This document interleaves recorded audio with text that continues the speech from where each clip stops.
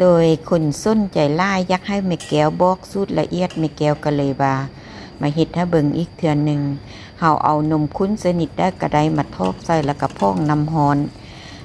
ทอกใส่1กระป๋องเนาะแล้วก็มาตีให้มันละเอียดตีแล้วเฮาก็สิเอาเกลือใส่ครึ่งบวงกาแฟเนาะแล้วก็หลังจากนั้นแม่นเฮาเอานม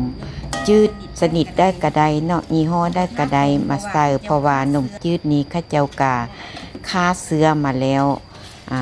เฮาสิเอาไปต้มก่อนกระไดหรือว่าบ่ต้มกระไดเนาะส่วนแม่แก้วแม่นบ่ได้ต้มจักเทื่อหลังจากนั้นเฮาก็มาเอานมส้มที่ว่าเฮาเฮ็ดกินเทื่อแล้วหั่นมันเหลือไว้หั่นมาทอกใส่เนาะสิใส่แก้วหนึ่งก็ได้หรือว่าสิใส่2 แก้วก็ได้เนาะแม่แก้วก็เลยว่าใส่2 แก้วเพราะว่าปริมาณมันสิได้เพิ่มขึ้นสิได้หลายอีกเต็มก็เลยว่าใส่2 แก้วส่วนแก้วที่ว่าเฮากินเฮาก็มาล้างให้มันละเอียดแล้วก็เฮาก็มาลวกน้ำร้อ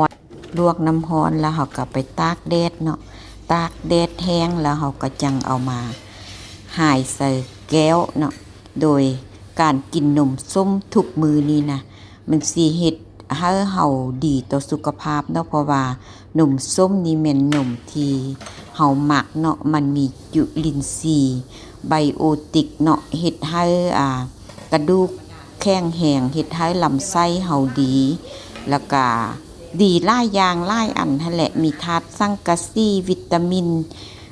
พวกที่ว่าอายุซ้ำเฮานี่นะเนาะซ้ำแม่แก้วนี่เป็นพวกไวสลากระดูกมันยักพุยักพุน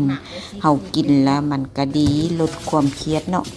ดีโดยบัดแล้วแม่แก้วก็สิหายใส่แล้วก็มาหมักไว้คืนหนึ่งเนาะ24 ชั่วโมงมื้ออื่นมาแล้วก็สิมาทอกเบิ่งมันก็สิคุ้นอวดตัวแบบนี้เนาะแล้วเฮาก็มาซิมเบิ่งรสมันสีส้มๆหน่อยนึงแล้วก็มีหวานนำน้อยนึงคันถ้าเฮาบ่ใส่นมข้นให้มันสิเป็นรสจางไปเลยผู้ใดบ่มักนมส้มก็คือกินบ่ได้อันนี้มันกินได้กินแซ่บเนาะแล้วผู้ใดมีกวนมักนัดบ่กวนมักม่วงกวนสตรอเบอรี่ก็เอามาใส่ได้แล้วก็ข้าวแข้งกินเนาะแล้วเรียบร้อย